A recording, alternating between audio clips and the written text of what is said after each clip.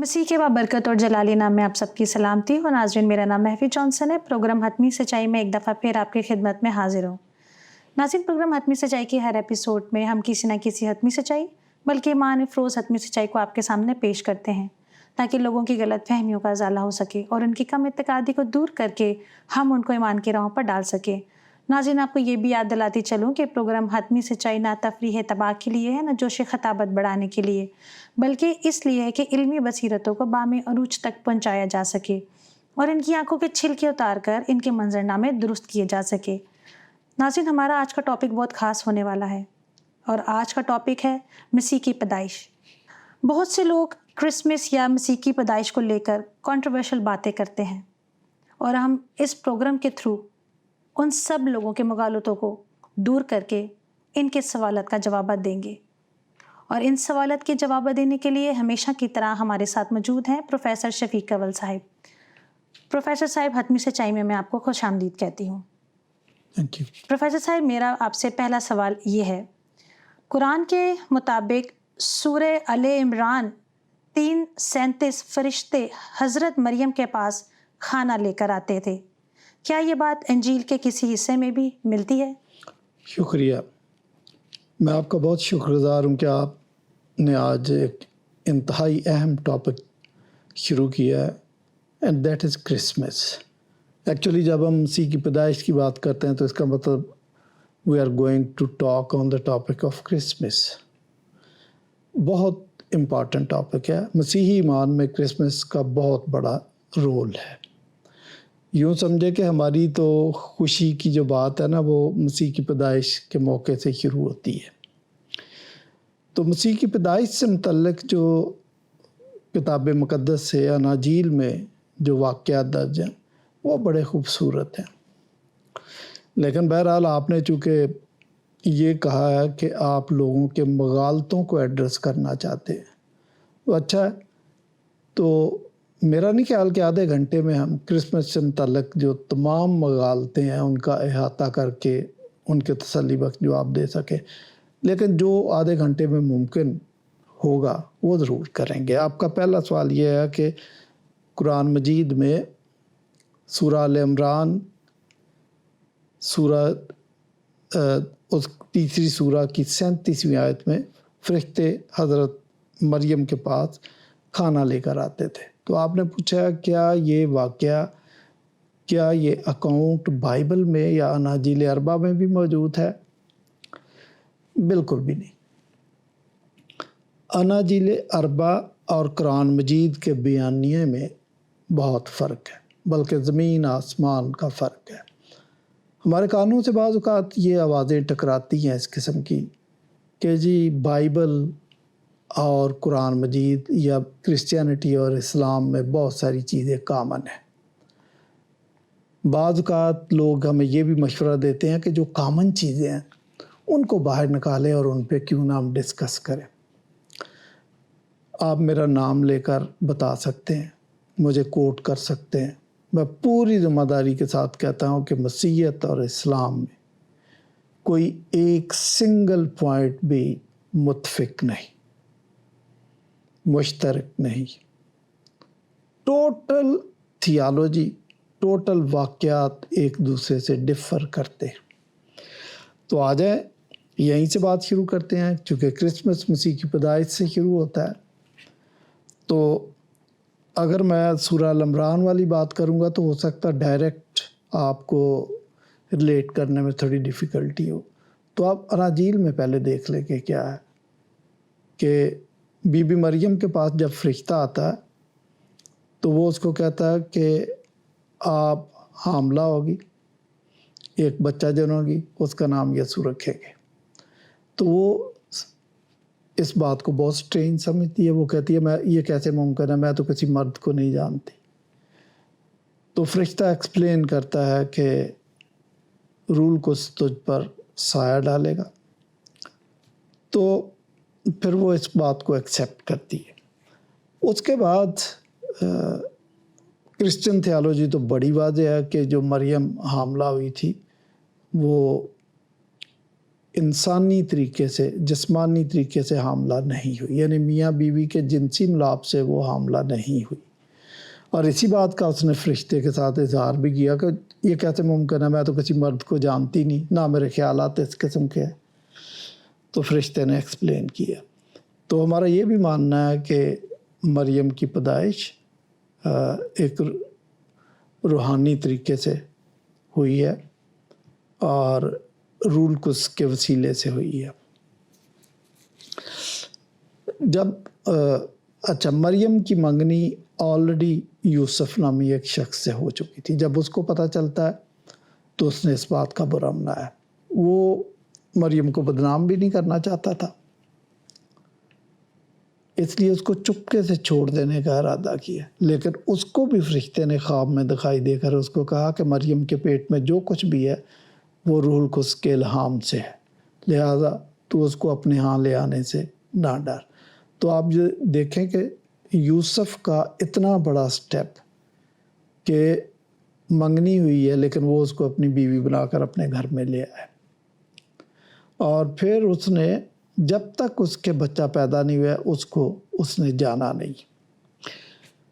یہ تو بائبل کا اکاؤنٹ ہے سمپلی۔ پھر جب مسیح یسوع کی پیدائش ہو جاتی ہے تو آپ یہ تو سب جانتے ہیں کہ فرشتوں نے بھی گیت گایا، اور کئی مجوسی دیگر کنٹریز سے مسیح کو سجدہ کرنے کے لیے آئے، ان کو پتہ چلا کہ کوئی بادشاہ پیدا ہوا۔ اب آ جائیں کہ اس اکاؤنٹ کو جس کی ہم خوشی مناتے ہیں، کرسمس مناتے ہیں کہ دنیا کا نجات دہندہ دنیا میں آ گیا تھا، قرآن مجید نے کیسے پیش کیا؟ قرآن مجید کی سٹیٹمنٹ یہ ہے کہ بی بی مریم ہیکل میں رہتی تھی، حجرے میں رہتی تھی، اور فرشتے آ کر اس کو طرح طرح کے کھانے دیتے تھے۔ سوال آپ کا یہ ہے کہ کیا اناجیل میں یہ کہانی ملتی ہے؟ نہیں، میں نے آپ کو چھوٹتے بتا دیا کہ ہمارا اور ان کا اکاؤنٹ ٹوٹلی ڈیفرنٹ ہے۔ مریم اور جبرائیل کا انکاؤنٹر جو ہوا وہ میں نے آپ کو بتا دیا۔ مسیح کے پیدا ہونے کی پیش گوئی صدیوں پہلے موجود تھی، یسایہ 7ویں باب کی 14ویں آیت میں، کہ دیکھو ایک کنواری حاملہ ہوگی اور بیٹا جنے گی، اس کا نام ایمانویل رکھیں گے۔ وہ اس پہ بھی لوگوں نے اعتراض کر دیا کہ اس کو تو ایمانویل کہہ کے پکارا نہیں گیا۔ بھائی، ایمانویل ایکچولی اس وقت ایک نام نہیں تھا، یہ عبرانی کا ایک فقرہ ہے، Emmanuel, God is with us. تو ہماری تو تھیالوجی بڑی کلیئر ہے کہ خدا مجسم ہو کر انسانی شکل میں زمین پر آ گیا، اور پھر مسیح یسوع نے جاتے ہوئے بھی یہ بات کہی کہ دیکھو میں دنیا کے آخر تک ہمیشہ تمہارے ساتھ ہوں۔ اور جب لوگوں نے مسیح کے ساتھ اصرار کیا کہ ہم خدا کو دیکھنا چاہتے ہیں، باپ کو دیکھنا چاہتے ہیں، تو اس وقت بھی انہوں نے کہا کہ میں تو کتنی دیر سے تمہارے ساتھ ہوں، کیا تم نے مجھے نہیں دیکھا؟ تو ایمانویل اب ہم روانی میں بولتے ہیں، تو اب یہ پراپر ناؤن بن گیا، گاڈ از ود اس۔ تو اس کو سمجھنے کی ضرورت ہے۔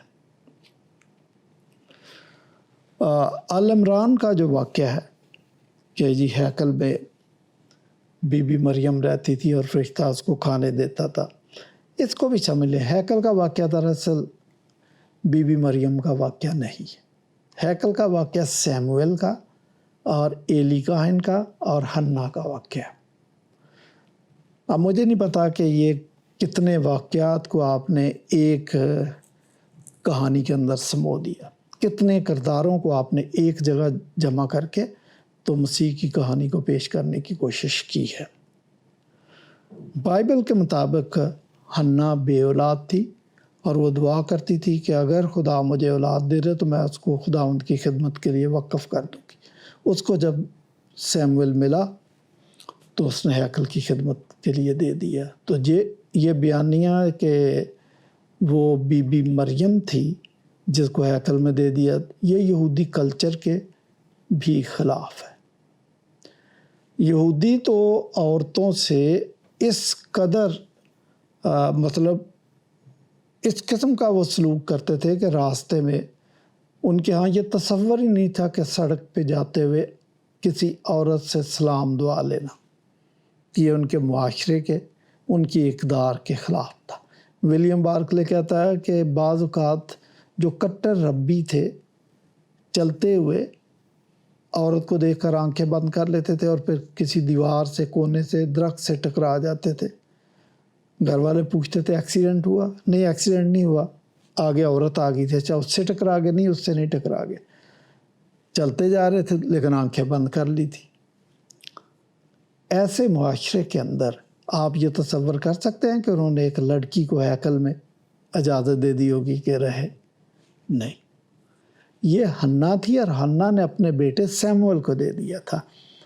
اور پھر دوسری بات جو بیان کرنے کی کوشش کی جاتی ہے کہ زکریا کاہن نے اس کو پالا تھا، یہ زکریا کا واقعہ نہیں ہے، یہ سیموئل اور حنا اور ایلی کاہن کا واقعہ ہے۔ یہ فرق ہے۔ اور آپ نے 3-4 کرداروں کو اور مکس کرنے کی کوشش کی ہے۔ وہ حنا نیو ٹیسٹامنٹ میں ایک جو 86 سال کی عمر تھی جس کی، اور وہ مسیح کی آمد اور اس کی نجات کی منتظر تھی۔ تو یہ حنا فرق ہے۔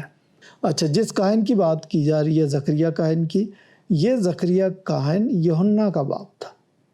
تو چونکہ اس کا بھی ہیکل کے ساتھ منسلک ہونا وہ نظر آتا ہے کہ وہ ہیکل میں اس نے دعا کی تھی، تو اس نے بھی چونکہ خدا کی بات پہ جب یقین نہ کیا تو اس کو کہا گیا کہ تو اب جب تک تیرے بیٹا پیدا نہیں ہوگا نا تو بول نہیں سکتا۔ وہ یوحنا تھا، یوحنا استباغی تھا۔ تو اب آپ دیکھیں کہ 2 کاہن ہیں، ایلیا کاہن اور زکریا کاہن، ایلی کاہن۔ آپ نے ان دونوں کو مکس کر دیا۔ حنا نیو ٹیسٹامنٹ میں ہے، آپ نے سیموئل کی ماں کو مکس کر دیا، اور سیموئل کی جگہ آپ نے مریم کو ڈال دیا۔ اور تو اور قرآن مجید یہ بھی کہتا ہے مریم کو کہ یا اخت ہارون، آئے ہارون کی بہن۔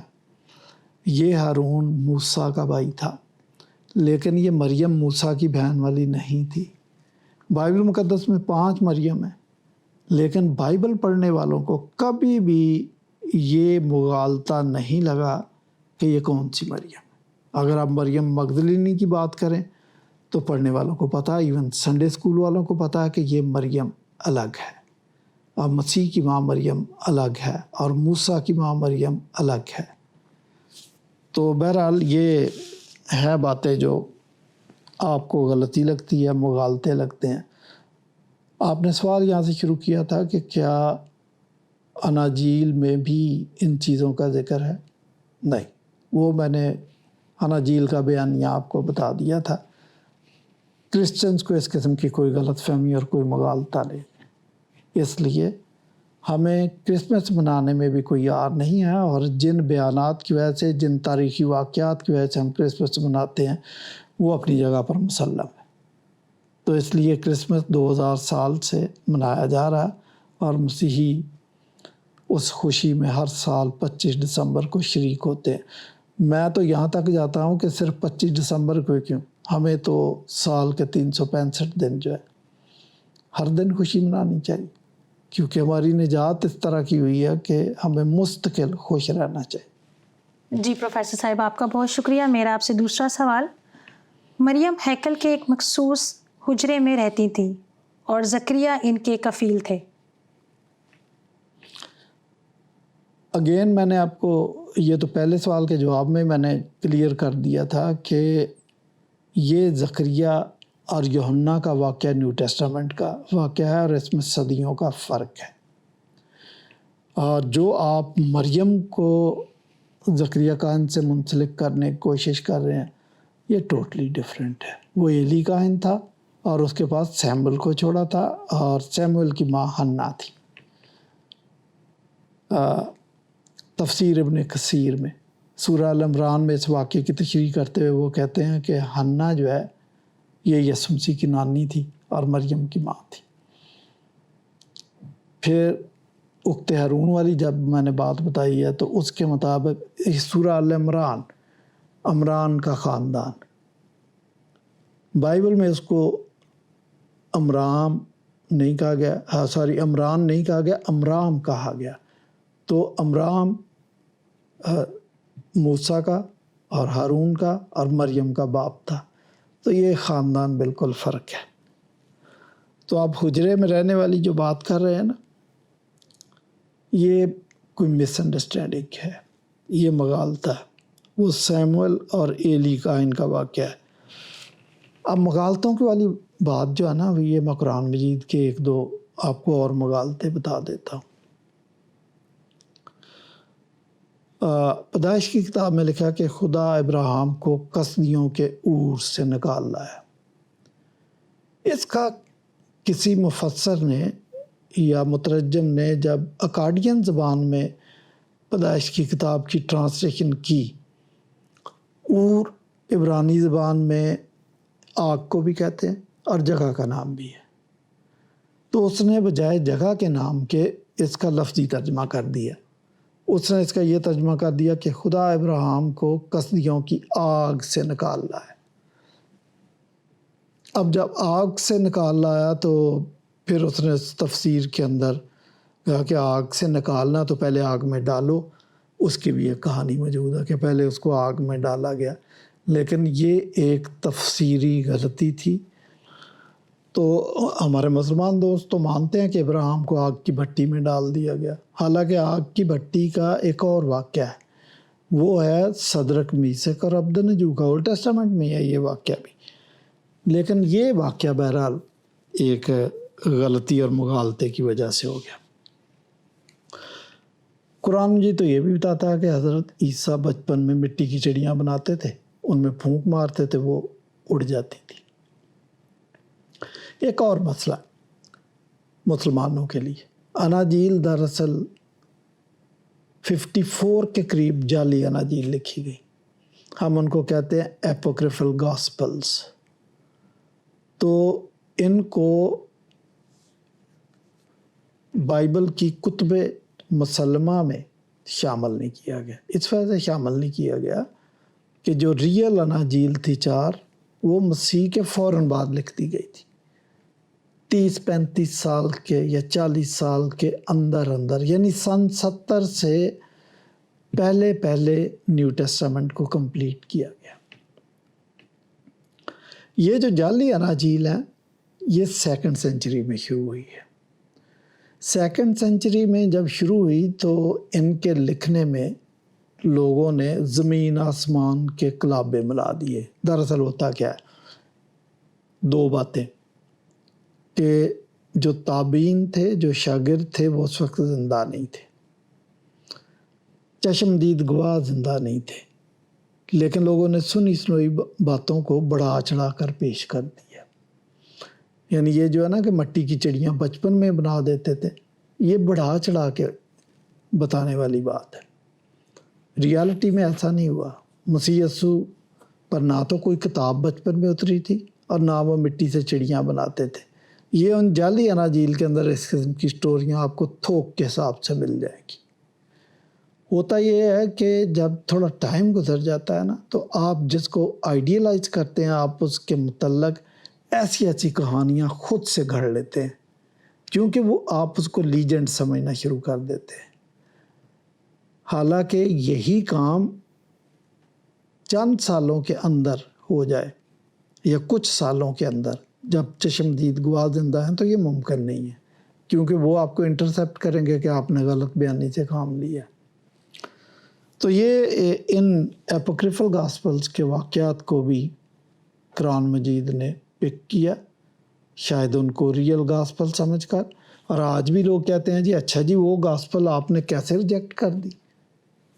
اس وجہ سے کہ وہ الہامی نہیں تھی، اس وجہ سے کہ جو شاگرد تھے اور شاگردوں کے شاگرد تھے، پھر ان کے شاگرد تھے، ان کو خدا نے امتیاز کی روح دی ہوئی تھی۔ آج بھی مسیحی لوگوں کے پاس امتیاز کی روح ہے، لیکن اس وقت کمال کی قوت تھی ان کے پاس کہ وہ چیزوں کو، میں کہتا ہوں وہ جو محاورہ نا کہ اڑتی چڑیا کے پر گن لینا، وہ گن لیتے تھے، تو ان کو پتہ چل گیا تھا۔ تو اس طریقے سے یہ جو مریم والی حجرے والی کہانی بھی ہے نا، یہ بائبل کے مطابق، نیو ٹیسٹامنٹ کے اصل واقعات کے مطابق درست نہیں ہے۔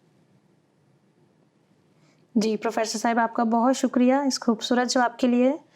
میرا آپ سے تیسرا سوال، قرآن کے مطابق حضرت عیسیٰ جھولے میں بول کر اپنی والدہ کی برات بیان کر رہے تھے. سورہ مریم 19:29 سے 33، کیا مسیحی انجیلوں میں یہ واقعہ پایا جاتا ہے؟ اناجیل میں صرف اتنا واقعہ ہے کہ جو بی بی مریم ہے وہ روح القدس کی قدرت سے حاملہ پائی گئی، اور یوسف جن کے ساتھ ان کی منگنی ہوئی تھی، ان کو جب پتہ چلا تو وہ اپنی بیوی کو یا اپنی منگیتر کو بدنام نہیں کرنا چاہتا تھا. اچھا، یہاں پر میں یہ بھی بتاؤں کہ یہودی کلچر میں اس وقت جو منگنی تھی یہ شادی کا قائم مقام تھی. پاکستان کے بھی بعض علاقوں میں ہمارے مسلمان دوست بھی نکاح پہلے کر لیتے ہیں لیکن رختی 10 سال کے بعد ہوتی ہے. تو یہی سلسلہ تھا. تو لیکن بائبل میں جو واقعہ ہے نا، وہ اس نے کہا کہ میں اس کو بدنام نہیں کرنا چاہتا، اس لیے اس نے چپکے سے چھوڑ دینے کا ارادہ. لیکن وہ فرشتے نے پھر اس میں آ کر اس کو سمجھایا تو یوسف اپنے پاس لے آیا تھا. لیکن یہ قرآن مجید کا جو واقعہ ہے کہ یہ تو معاملہ بہت اٹھ گیا تھا، اور مریم جا کر دور دراز کھجور کے درخت کے نیچے بیٹھ گئی تھی.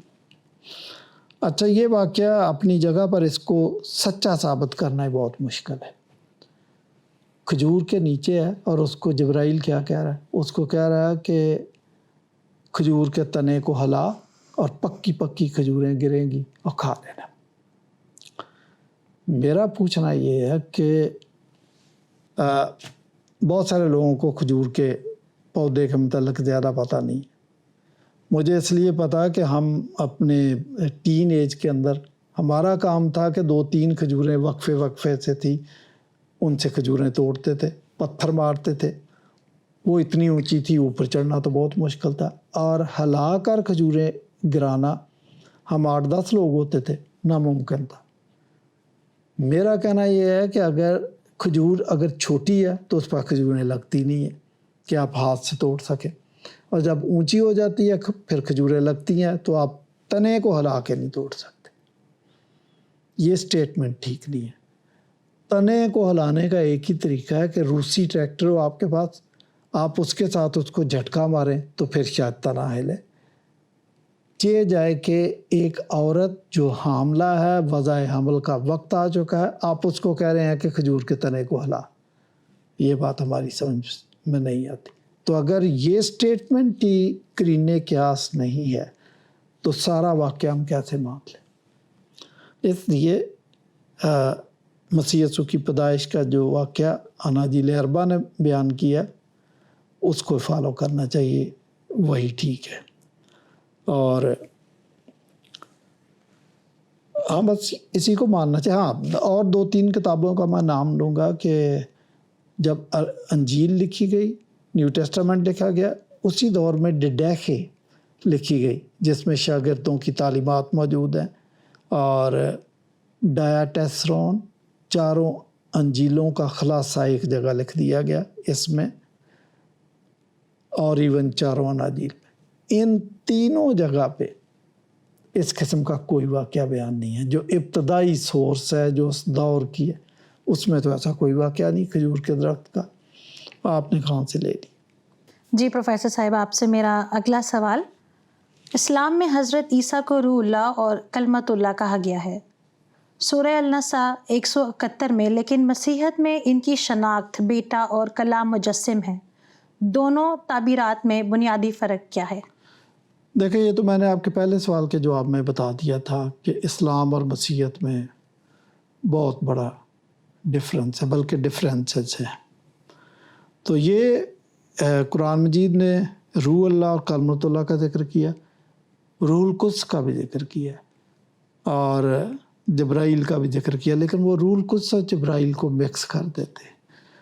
تو اسی طرح کلمت اللہ کو بھی وہ کہیں نہ کہیں مغالطے میں پڑ جاتے ہیں، اور روح اللہ کو بھی. جب روح اللہ کی بات کی جاتی ہے تو 2 طریقے کے کنفیوژن میں ہمارے مسلمان بھائی مبتلا.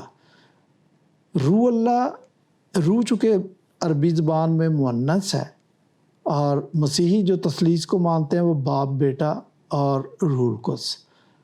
تو اس وقت کے مسلمانوں نے یہ سوچا کہ چونکہ روح مونس ہے اور ادھر باپ بھی ہے بیٹا بھی ہے، یہ جسمانی رشتے ہیں، تو یہ جو روح ہے یہ پھر روح نہیں ہوگی، یہ مریم ہوگی۔ لہٰذا اسلامی لٹریچر میں ہمیں جو تثلیث کا عکس نظر آتا ہے وہ باپ بیٹا مریم، حالانکہ کرسچنز کبھی بھی اس قسم کی تثلیث کو نہ مانتے تھے، نہ سمجھتے تھے، نہ کہیں انہوں نے لکھا، لیکن ان کی مس انڈرسٹینڈنگ ہے۔ کلمت اللہ کو تو بہت ہی مس انڈرسٹینڈ کیا جاتا ہے، ایون مسیحی حضرات بھی بعض اوقات اس کو مس انڈرسٹینڈ کر دیتے۔ یوحنا پہلا باب پہلی آیت کہ ابتدا میں کلام تھا، کلام خدا کے ساتھ تھا اور یہی کلام خدا تھا۔ کلام کے لیے جو لفظ استعمال ہوا وہ لوگاس ہے۔ لوگاس کو آپ سمجھیں کہ ایسا نہیں ہے کہ نیو ٹیسٹامنٹ نے اس لفظ کو ایجاد کیا، نہیں۔ ہاں، جب انگلش ٹرانسلیشن کی گئی بائبل کی تو بہت ساری ایسی باتیں تھیں کہ جن کے لیے ان کے پاس لٹریچر میں الفاظ نہیں تھے، اس کے لیے انہوں نے دیگر زبانوں سے الفاظ مستعار لے کے بائبل کے ترجمے کو مکمل کر لیا تھا، لیکن لوگاس کا لفظ پہلے سے موجود تھا۔ البتہ جن معنوں میں استعمال کیا جاتا تھا یوحنا نے ان کو ان معنوں میں استعمال نہیں کیا۔ ہو سکتا ہے کہ اس وقت کے لوگ لوگاس کو ڈیمی گاڈ کے طور پر استعمال کرتے تھے، لیکن یوحنا نے سب سے پہلی غلط فہمی اسی وقت دور کر دی۔ اس نے کہا کہ ابتدا میں لوگاس تھا، یہی لوگاس خدا کے ساتھ تھا اور یہی لوگاس خدا ہی تھا، بذات خود خدا تھا۔ تو اس کا مطلب یہ ڈیمی گاڈ نہیں ہے، یہ مکمل خدا ہے اور یہ ابتدا سے ہے، آخر میں ہے، جب ٹائم اور اسپیس کی ابھی ابتدا بھی نہیں ہوئی تھی، یہ اس وقت سے۔ تو یہاں پر اس کا مطلب یہ لوگاس جیزس مسیح یسوع خدا کا بیٹا، اس کے بارے میں کہا گیا۔ تو اس لیے مسلمان کو سمجھانے کے لیے یا تو ان کا سافٹ ویئر تبدیل کرے تاکہ وہ ان چیزوں کو سمجھ سکے۔ ایسے اگر اسی اسلامک سافٹ ویئر، میں کبھی کبھی اس کو کہتا ہوں عربک سافٹ ویئر، اس کے ساتھ اگر کرسچینٹی سمجھانے کی کوشش کریں گے تو یہ باتیں ان کے سر کے اوپر سے گزر جاتی، نہیں سمجھ آتی ان کو۔ جی پروفیسر صاحب، میں آپ کی نہایت شکر گزار ہوں کہ آپ نے کرسمس کے متعلق، مسیح کے پیدائش کے متعلق بہت خوبصورت سوالات دیے اور اتنے مشکل سوالات کے جوابات لوگوں کو دیے ہیں، اور میری بھی غلط فہمی دور ہوئی ہے، اور میں اس بار کا کرسمس اور بھی اچھے طریقے سے سیلیبریٹ کروں گی، اور امید رکھتی ہوں کہ جو لوگ مغالطوں کے صحرا میں ہیں اس وقت وہ بھی آپ کے جوابات سے مطمئن ہوں گے اور کرسمس ہمارے ساتھ سیلیبریٹ کریں گے۔